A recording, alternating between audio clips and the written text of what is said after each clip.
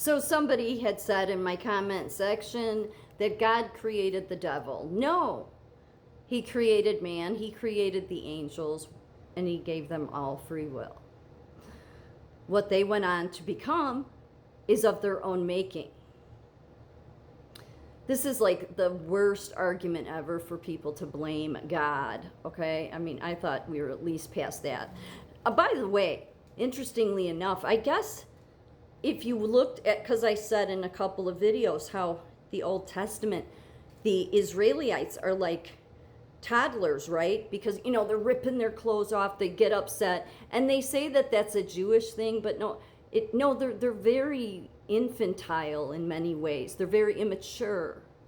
And I think there's a reason for that, because that's why God had to put all these rules and stuff in place, as I said. So I was asking AI about this because I'm like, if they were toddlers in Genesis and, you know, Numbers, and I'm like, where were they at by the time of the end of the Old Testament? What age range, spiritually speaking, maturity wise? Teenagers. Which is totally, you could see being true, because look at King David, or rather look at King Zedekiah. He wanted to fight Babylon, and yet God told Jeremiah the prophet, tell him not, he can't win, not he's to surrender. It'll be a fight another day, but not today. You need to surrender or you're going to lose a lot of your people. And because of the ego and pride in King Zedekiah, he's like, no, I'm going to go fight anyway. That's that teenager. That is true. By the end, you think of the kings and all of this, and here's the worst part. Not worse, but the flawed nature of mankind, I guess, is that at one point God was the king over Israel with only some judges. Could you imagine? Like, that's a government that's a system that would work. Because the more government you have, the less the system works for anybody. It all works for them. The more likely you have corruption, the more likely it's hard to track the corruption because there's so many hands, you know, getting so much out of it, and the people all suffering because of it. So you could see why God's model was way better, which was him being king and judges. But then the Israelites came and said, we're not like the other countries, and we want to look like them. We want to have a king. And God thought, no, he wanted a theocracy. He was the king. So, but he gives them free will. So he's like, fine, they're going to find out the hard way what a monarchy's all about. Look at all the monarchies in the world. Even though they change, they still all have all these government, all these representatives. I don't think God would even support the representatives in America. I think it's way too much government.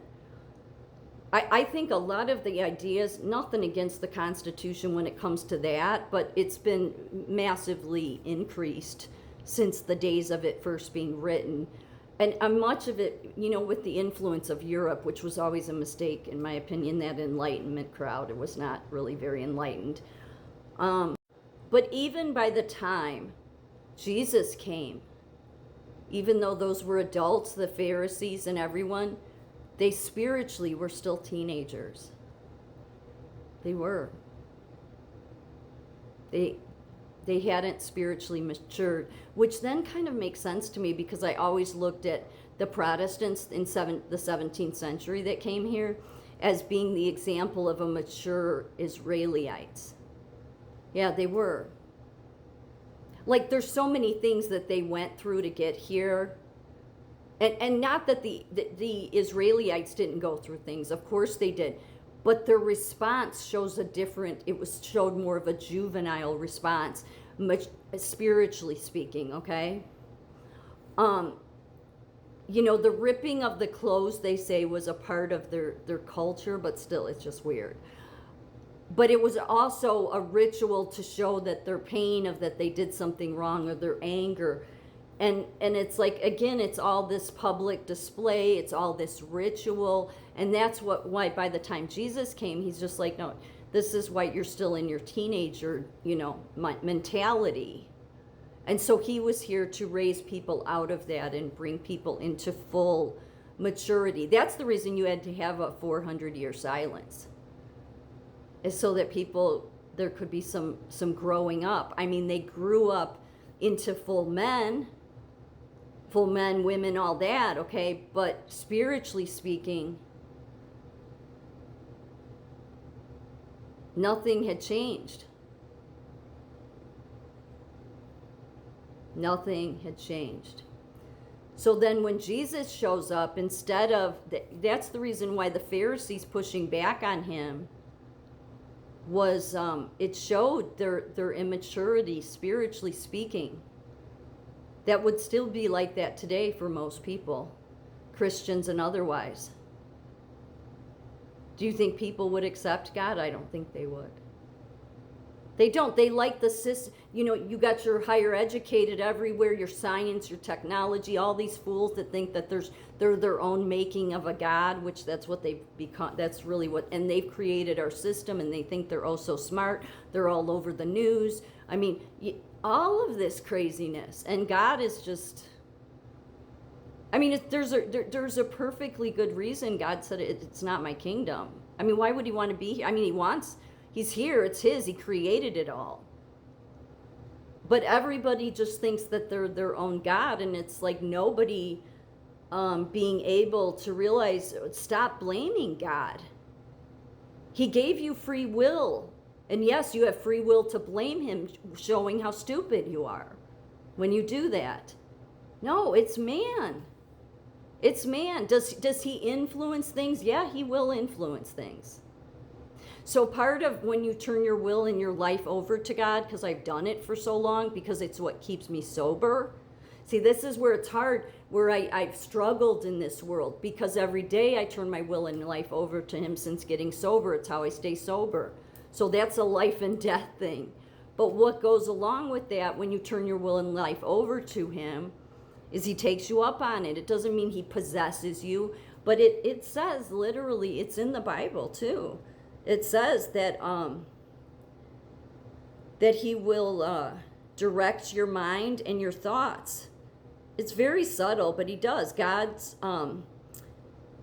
speaks about directing and influencing one's thinking and mind. God's thoughts are higher and deeper than human thoughts, and he desires that people transform their minds to reflect his. You can't, so just like you can't transform your heart, you can't transform your mind, no matter how much you try to think that you can think like God. No, the only way is God, Spirit being within you, and you surrendering to him every day and keeping in connection with him, that he will start influencing your mind. So in 2018, and I mentioned this story before, I started seeing at the end of 2018, 11:11, 3 or 4 times a day, every day, without fail until the fall of 2020. How is that even possible? I didn't realize it back then. But since knowing that, because the fall of 2020 was when God's like, I need you to stay here. Don't go off into any chakras. Don't go off into, I was always doing different meditations, is what it was like, no, this is where I need you to be. So that's how he got my attention, was kept doing that every day, directing, influencing my mind to see 11:11 every day, 3 or 4 times a day, to where it's like, no, this is more than, there's no way this is a coincidence. But that's then when I read that in the Bible, I'm like, that's why. Yeah, so believers are instructed to take every thought captive to obey Christ, showing that God wants control over the thought life, directing it away from sinful or harmful patterns. And what you'll find when you surrender to him is he will pull you away from this world. This world would say, you're being irresponsible. It's your own fault that you don't have this and you don't have that. Yeah, and God's saying, if I'm pulling you more in the direction to be like Jesus, and not that I'm Jesus, but then you know you're in the right direction. If you're following something that's telling you to go harm people or any of that, then no, it's not right. The problem is this world doesn't want to follow him. You don't. If you did, you would surrender to him Surrender to him every day and ask to do his will and stop making it about what this world says. That's the only thing that'll change it all.